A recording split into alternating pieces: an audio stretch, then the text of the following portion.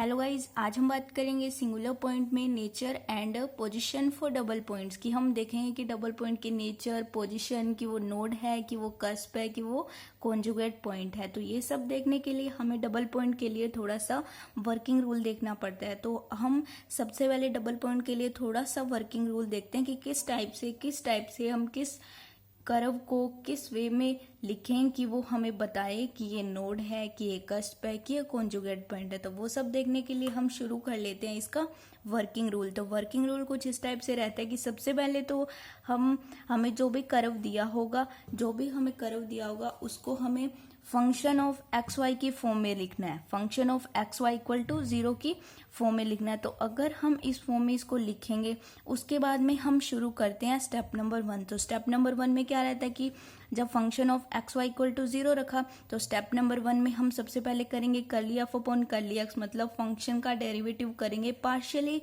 Derivative करेंगे because curly लगा है। तो पार्शियली डेरिवेट करेंगे इसको विद रिस्पेक्ट टू एक्स। अब फंक्शन ऑफ एक्स वाई मैंने लिखा है तो मतलब कर्व में सिर्फ दो वेरिएबल होंगे, प्रेजेंट सिर्फ दो वेरिएबल होंगे एक्स और वाई। तो दो वेरिएबल है, हम फंक्शन का जो कि दो वेरिएबल है तो हम फंक्शन का पार्शियली डेरिवेटिव करेंगे विद रिस्पेक्ट टू एक्स। मतलब कि अगर हम एक्स के रिस्पेक्ट में पार्शियली डेरिवेटिव करेंगे, जो अनदर वेरिएबल है, जो वाई वेरिएबल है, वो इस टाइम कांस्टेंट रहेगा। तो curly f upon curly x हम फाइंड आउट करेंगे, हम curly f upon curly y find out करेंगे। जब इन दोनों को फाइंड आउट कर लेंगे फिर स्टेप नंबर 1 में क्या करेंगे, फिर हम curly f upon curly x को 0 के इक्वल रखेंगे और curly f upon curly y को 0 के इक्वल रखेंगे। तो जब इसको 0 के इक्वल रखेंगे, इसको 0 के इक्वल रखेंगे तो ये दोनों इक्वेशन बन जाएगी। हमारे पास दो इक्वेशन बन जाएगी एक्स और वाई में। ये बनने के बाद फिर स्टेप नंबर 2 में हम आएंगे। यहाँ हमें क्या मिलेगा, हमें दो इक्वेशन मिली हुई होंगी स्टेप नंबर 1 में। तो स्टेप नंबर 1 में जो इक्वेशन होगी उन दोनों को हम सोल्व करेंगे तो वहां से हमें ए कोमा बी पॉइंट मिल जाएगा। पॉइंट मिलने के बाद स्टेप नंबर 2 में इतना करना है, पॉइंट मिल जाएगा। अब वो पॉइंट एक भी मिल सकता है, मतलब एक पेयर में भी मिल सकता है, दो पेयर में, इस तरह मिल सकते हैं, ठीक है। तो अगर फिर हमें चेक करना पड़ेगा कि ए कोमा बी पॉइंट, मतलब ए कोमा बी का यहाँ मतलब है कि कितने भी पेयर बन सकते हैं, कि 1,2 भी आ गया, 3,2 भी आ गया, कि मतलब ऐसे हो सकता है ना, एक्स की वैल्यू 2 आ गई, वाई की वैल्यू 1 मिली है, फिर 2 मिली है, तो पेयर बन सकते हैं। तो हम उन हर एक पेयर को चेक करेंगे, कर्व की इक्वेशन जो गिवन इक्वेशन होगी उसमें वैल्यू पुट कर करके चेक करेंगे। जो भी सेटिस्फाई इक्वेशन होगी, जो भी पेयर इक्वेशन को सेटिस्फाई करेगा वो पॉइंट होगा हमारा, ठीक है। उस पॉइंट को हमें लेके चलना आगे। तो वो माना मैंने A comma B is a point. जब इतना हो जाएगा फिर हम स्टेप नंबर 3 में आएंगे। तो स्टेप नंबर 3 में फिर हमें क्या करना पड़ेगा, ये जो मैंने लिखा है ये होता है curly square f upon curly x curly y की whole square minus curly square f upon curly x square root curly square f upon curly y square. तो इन सब की हमें वैल्यूज पुट करनी पड़ेगी। तो मुझे पता है कि curly f upon curly x क्या होगा, क्योंकि मैं स्टेप नंबर 1 में फाइंड कर चुकी हूँ। तो curly f upon curly y मुझे पता होगा। तो मैं फिर से करूंगी, फंक्शन का डेरिवेट करूंगी विद रिस्पेक्ट टू एक्स। तो मेरे पास curly square f upon curly x square आ जाएगा मेरे पास, फिर curly square f upon curly y square भी आ जाएगा। फिर मैं करूंगी curly square f upon curly x curly y को फाइंड आउट। तो इसका क्या मतलब रहता है कि curly f upon curly y का पार्शियली डेरिवेट करना है विद रिस्पेक्ट टू एक्स। तो उसको हम बोलते हैं curly square f upon curly x curly y. तो ये curly square f upon curly x curly y को हम ऐसा भी लिख सकते हैं, curly square f upon curly y curly x, मतलब curly f upon curly x का partially derivative with respect to y. तो ये दोनों इक्वल होते हैं, curly square f upon curly x curly y equal to curly square f upon curly y curly x. तो हम किसी का भी यहाँ यूज कर सकते हैं। तो ये कोई मैटर नहीं करता कि वाई पहले आ रहा है एक्स बाद में आ रहा है, ठीक है।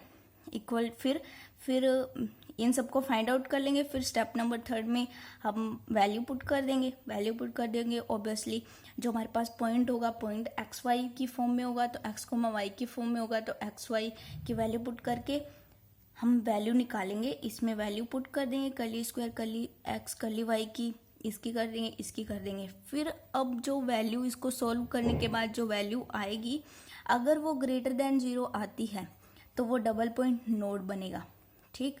अगर वो वैल्यू ग्रेटर देन 0 आती है तो डबल पॉइंट क्या बनेगा, नोड बनेगा। और अगर वो वैल्यू इक्वल टू 0 आती है तो डबल पॉइंट कस्प बनेगा, डबल पॉइंट कस्प बनेगा। फिर अगर वो वैल्यू लेस देन 0 आती है तो double point conjugate isolated point बनेगा कि ग्रेटर देन 0 के लिए double point node, equal to 0 के लिए double point cusp, less than 0 के लिए डबल पॉइंट कॉन्जुगेट पॉइंट। फिर एक और कंडीशन रहती है कि curly square f upon curly x curly y की whole square equal to curly square f upon curly x square equal to curly square f upon curly y square. अब सभी के सभी 0 आ जाए कि ये वैल्यू भी 0, ये वैल्यू भी 0, ये वैल्यू भी 0। तो सारी की सारी वैल्यूज अगर 0 होती है तो फिर तीनों वैल्यू 0 होगी तो फिर पूरा 0 होगा। देन डबल पॉइंट इज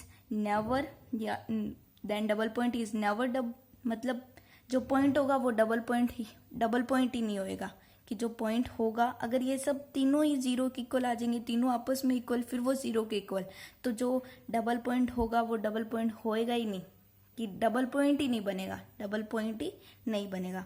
तो ये था वर्किंग रूल जिससे हमने पता किया कि कब नोड बनता है, कब कस्प बनता है, कब कॉन्जुगेट या फिर डबल पॉइंट ही ना बने। तो इस तरह हम क्वेश्चंस को फाइंड आउट कर सकते हैं। तो इसलिए हम पहला क्वेश्चन लेते हैं। इसमें हम इस लेक्चर में हम एक ही क्वेश्चन को सॉल्व करेंगे और देखेंगे कि किस टाइप से पता लगता है, किस टाइप से कैसे पॉइंट लिया जाता है, कैसे कोई क्वेश्चन को सेटिस्फाई करता है। तो ये सब अब एग्जाम्पल में आपको पता लगेगा।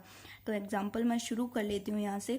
क्या कहता है कि question number 1, examine the position and nature of double point of the following curve. ये मेरे को कर्व दे दिया x³ plus x square plus y square minus x minus 4y plus 3 equal to 0। तो सबसे पहले मैं इसको फंक्शन ऑफ एक्स वाई लिख सकती हूँ। वैसे तो पहले से ये दिया हुआ है function of x y equal to 0। अगर ना दिया हो तो हम सबसे पहले इसको लिखते हैं function of x y equal to 0 की फॉर्म में। अब गाइज यहाँ से होता है सॉल्यूशन स्टार्ट। तो सबसे पहले मैंने लिख लिया फंक्शन ऑफ एक्स वाई को, लिख लिया x³ plus x square plus y square minus x minus 4y plus 3। ठीक है, जो कर्व की इक्वेशन है, जो गिवन इक्वेशन है, उसको मैंने नेम दे दिया इक्वेशन नंबर 1। तो स्टेप नंबर 1 क्या रहता है, हम पार्शियली डेरिवेट करते हैं with respect to x, partially derivate करते हैं फंक्शन का विद रिस्पेक्ट टू वाई। तो अलग अलग मैंने किया, कर लिया अपॉन कर लिया। जब मैं करूंगी तो वाई कांस्टेंट हो जाएगा, तो कांस्टेंट का डेरिवेटिव तो ऑब्वियसली 0। तो x³ का हो जाएगा 3x square plus 2x minus 1। कर लिया अपॉन कर ली वाई क्या होगा 2y माइनस 4। तो कर लिया अपॉन कर लिया एक्स फाइंड हुआ, कर लिया अपॉन कर ली वाई फाइंड हुआ। उसके बाद हम रखते हैं इसको 0 के इक्वल, इसको भी 0 के इक्वल। तो 0 के इक्वल रखा मैंने। 0 के इक्वल रखने के बाद मेरे पास दो इक्वेशन आई, 3x square plus 2x minus 1 equal to 0, जिसको मैं नेम देती हूँ इक्वेशन नंबर 2। और यहाँ कर लिया अपॉन कर ली वाई की इक्वेशन आई 2y माइनस 4 इक्वल टू 0, जिसको मैं नेम देती हूँ इक्वेशन नंबर 3। तो ये था हमारा स्टेप नंबर 1। स्टेप नंबर 2 में क्या करना है, हमें एक पॉइंट फाइंड आउट करना है। वो पॉइंट फाइंड आउट करना है जो सेटिस्फाई करता हो गिवन इक्वेशन को। तो मैं दोनों इक्वेशन से एक्स और वाई की वैल्यू फाइंड आउट करती हूँ। तो जब मैं वैल्यू फाइंड आउट करती हूँ तो मुझे मिलता है 2y माइनस 4 इक्वल टू 0। जो थर्ड इक्वेशन है उससे y की वैल्यू मुझे 2 मिल जाती है। फिर मैं इक्वेशन नंबर 2 को लेके चलती हूँ। तो 2 लेती हूँ तो मेरे पास ये इक्वेशन है 3x square plus 2x minus 1 equal to 0। तो इसको मैं सॉल्व करती हूँ फैक्टराइजेशन मेथड से। फैक्टराइजेशन मेथड मतलब 3x स्क्वायर प्लस 3x, 3 और माइनस 1 इसके फैक्टर हो जाएंगे। तो 3x square plus 3x minus x minus 1 equal to 0। तो 3x इन दोनों में से कॉमन लेती हूँ, 3x एक्स प्लस 1, यहाँ से माइनस कॉमन लिया मैंने x प्लस 1। तो 3x माइनस 1 एक्स प्लस 1 से x की वैल्यू 1/3 मिल गई और एक x की वैल्यू माइनस 1 मिल गई।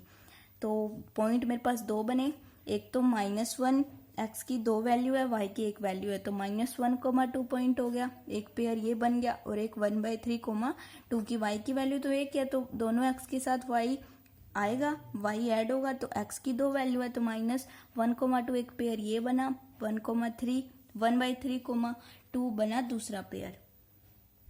अब जबकि हमारे पास दो पेयर बन चुके हैं तो अब हमें देखना है कि कौन सा पेयर गिवन इक्वेशन को सेटिस्फाई करता है। तो मैंने इक्वेशन नंबर 1 को लिया, ये मेरी इक्वेशन नंबर 1। फिर मैं पॉइंट -1, 2 को देखती हूँ। तो -1, 2 को मैं कैसे देखती हूँ कि मैं LHS लेती हूँ। LHS में मैं x और y की वैल्यू पुट करती हूँ। x की वैल्यू -1, y की वैल्यू 2। तो जब मैं वैल्यू पुट करती हूँ तो ये जो इतना मैटर है ये 0 के इक्वल आ जाता है, मतलब RHS हमें 0 मिल जाता है। तो हमें पता लगता है कि -1,2 जो पॉइंट है वो गिवन इक्वेशन को सेटिस्फाई करता है। तो एक पॉइंट तो सेटिस्फाई कर गया, अब हम लेंगे 1/3,2 को।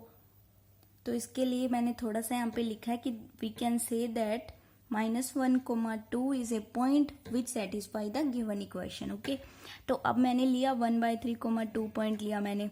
तो मैंने जो वैल्यू पुट किया, x की वैल्यू 1/3, y की वैल्यू 2, तो मेरे पास ये कुछ आ गया, मतलब कि not equal to 0। LHS not equal to RHS की ये पॉइंट इक्वेशन को सेटिस्फाई नहीं करता। तो सेटिस्फाई नहीं करता तो हम इस पॉइंट को नहीं लेंगे। तो हमारे पास एक ही पॉइंट बचा -1,2।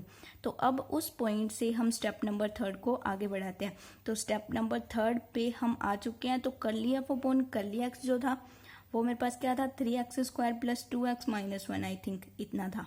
तो 3x² + 2x - 1 था। तो इसका मैं फिर से पार्शियली डेरिवेट करती हूँ विद रिस्पेक्ट टू x। तो मेरे पास क्या आएगा, 6x + 2, जो कि मैंने यहाँ लिख दिया। तो x की वैल्यू मैंने पुट कर दी यहाँ से, 6 × -1 + 2, तो मेरे पास -4 आ गया। तो curly square f upon curly y square शायद था 2y प्लस कुछ कांस्टेंट था, तो मुझे याद नहीं है। तो 2y का पार्शियली डेरिवेट किया तो 2 आ गया और कांस्टेंट का 0। और curly square f upon curly x curly y था। तो curly f upon curly y का जब मैं पार्शियली डेरिवेट करती हूँ तो वो पूरी इक्वेशन y में थी। तो partially derivate with respect to x करती हूँ तो y तो कांस्टेंट रहेगा, एज ए कांस्टेंट बिहेव करेगा। तो x के लिए करूंगी, x के लिए पार्शियली डेरिवेट करूंगी, तो मतलब curly square f upon curly x curly y क्या रहेगा, 0 आ जाएगा। अब जबकि हमें तीनों वैल्यूज मिल चुकी हैं ये, तो तीनों वैल्यूज को अब हम पुट करते हैं। जो हमारा मेन था curly square f upon curly x curly y की whole square minus curly square f upon curly x square curly square f upon curly y square. तो इसमें मैंने वैल्यू पुट कर दी, 0 -4 × 2, तो मेरे पास आया +8 जो कि ग्रेटर देन है 0। अब इतना ग्रेटर देन 0 है तो मेरे पास डबल पॉइंट क्या बनेगा, नोड। तो मैं यहाँ से लिखती हूँ hence double point is node. तो इस टाइप से गाइज क्वेश्चन को हैंडल किया जाता है कि कौन सा डबल पॉइंट नोड, कौन सा कस्प, कौन सा कॉन्जुगेट पॉइंट, या फिर वो डबल पॉइंट है ही नहीं। कब नहीं है, जब ये भी 0, ये भी 0, ये भी 0, सब के सब तीनों टर्म्स 0 आ जाए तो हमें पता नहीं लगेगा कि वो पॉइंट डबल पॉइंट है कि नहीं। तो हम कह देंगे कि ये पॉइंट डबल पॉइंट नहीं है।